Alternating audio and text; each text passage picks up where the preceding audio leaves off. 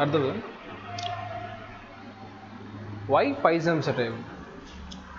ஏன் Pisum sativa அவர் choose பண்ணோம்? ஓகேவா, பல பிளான் இருக்கவும் எதுக்கு Pisum sativa சூஸ் பண்ணோம்? அதில் கூட கீ பாயிண்ட்ஸ் என்னென்ன?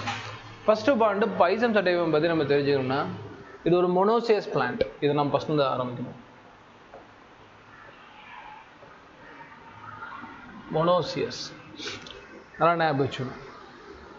மொனோசியஸ் அப்படின்னா இந்த இடத்துல ரெண்டுமே both male and female reproductive organs சொல்ல முடியாது, parts present in same flower. ஓகேவா, பட்டாணி பூ. ஓகேவா,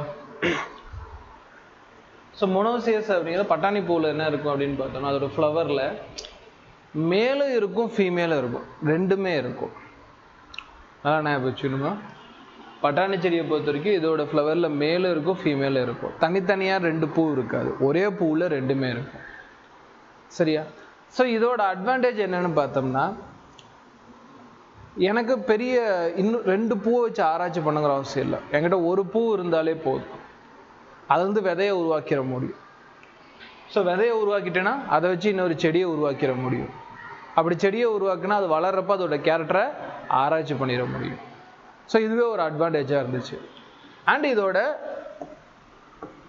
ஷார்ட் சைஸு, செடியுமே ஒன்று வந்து பிரம்மாண்டமாலாம் இருக்காது. ஒரு நார்மல் ரோஜா பூ செடி அந்த அளவுக்கு தான் இருக்கிறப்போ ஈஸியாக ஹேண்டில் பண்ண முடிஞ்சு. ஸோ சின்ன சைஸாக இருக்கிறப்போ கிரிகேச்சுவல் மெண்டலுக்கு ஓகே இந்த செடி ஆராய்ச்சி பண்ணுறது நமக்கு முடியும். இன்னுமே பார்த்தீங்கன்னா ஷார்ட் ஏரியாவில் வளர்த்துடலாம். ஒரு குட்டியூண்டு ஏரியா கிடச்சிச்சின்னா அங்கேயே டென்ட் போட்டு வளர்த்துடலாம். அந்த அளவுக்கு வந்து பார்த்தீங்கன்னா ஒரு சின்ன ஏரியாவில் நிறைய கல்டிவேட் பண்ண முடிஞ்சு. அப்போ ரிசர்ச்சுக்கு இதுவுமே பெட்டரான ஒரு பாயிண்டாகவே இருந்துச்சு. சின்ன சைஸுங்கிறப்ப சின்ன ஏரியாவிலேயே வளர்த்துடலாம். அண்டு இன்னொரு முக்கியமானது, இது ப்ரைமரி பாயிண்டாக பார்க்கலாம், short life span, life cycle. Life சைக்கிள்னால் தப்பாக போயிடும், லைஃப் ஸ்பேன்னு வச்சுக்கலாம், லைஃப் டைம்னு வச்சுக்கலாம். இது ரொம்ப முக்கியம். ரொம்ப குறுகிய காலகட்டமே வாழக்கூடிய செடி. நம்ம கல்டிவேட்டு 3லேருந்து 4 மாதத்துக்குள்ளே செடியை வந்து அறுவடை பண்ணிடலாம். அவ்வளோதான். 3லேருந்து 4 மாதம் மந்த்து ஞாபகம் வச்சுக்கணும். 3லேருந்து 4 மாதத்தில் பட்டாணி செடியை அறுவடை பண்ணிடலாம். அப்போ பட்டாணி செடியை ஆராய்ச்சி பண்ணால் அடுத்தடுத்த ஜென்ரேஷன் கேரக்டர் என்னால் ஈஸியாக ஆராய்ச்சி பண்ணிட முடியும். ஷார்ட் லைஃப் டைம் 3லேருந்து 4 மாதத்துக்குள்ளேயே பண்ணிடலாம். அண்ட் ஈஸிலி நம்ம வந்து அதோட வேரியேஷனை பார்க்கலாம்.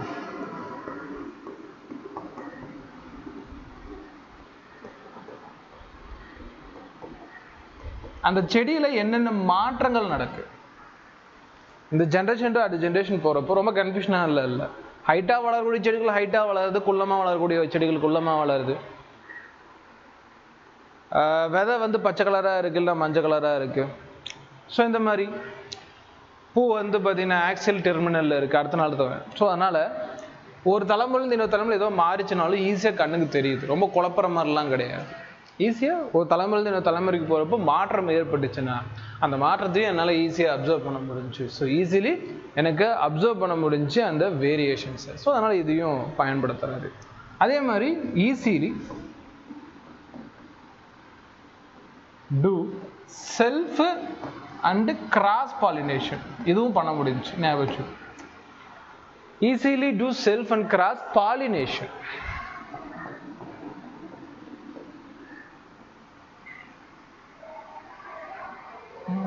ஓகே, பாலினேஷன் மறந்துச்சு இருக்கியா? சரி, ரைட், ஓகே. கனகவனி பாலினேஷன் வட ஸ்பெல்லிங்கில் அப்புறம் பார்த்துக்க.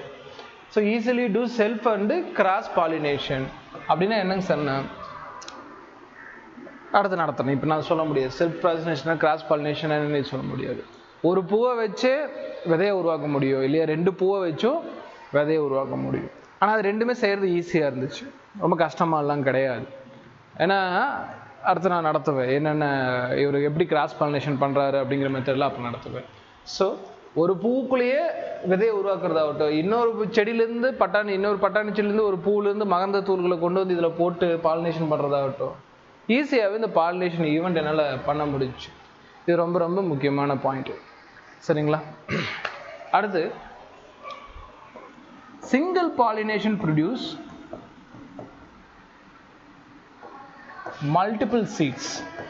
இதுவுமே வந்து பார்த்தீங்கன்னா ரொம்ப யூஸ்ஃபுல்லாக அந்த கேரக்டரில் ஒன்று.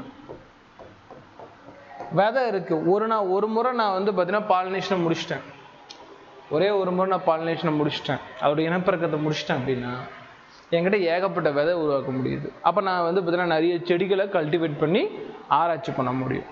ஸோ இந்த தந்தையிலிருந்து, இந்த தாயிலிருந்து, இந்த தாய் செடியிலிருந்து இந்த செடி பிறக்குதுன்னா இந்த செடியில் என்ன மாற்றம் இருக்குது, இல்லை அப்படியே தான் இருக்கா, என்னால் ஈஸியாக பார்க்குறதுக்கு என்ன இருந்துச்சு, அதோட நிறைய விதைகள் வந்துச்சு. அந்த விதைகள் ரொம்ப யூஸ்ஃபுல்லாக இருந்துச்சு. ரைட்டா? இது வரைக்கும் இருக்கு.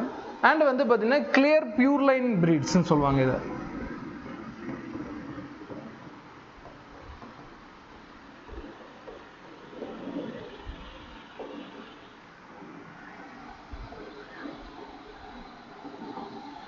அது என்ன சார் பியூர் லைன் பிரீட்ஸ்?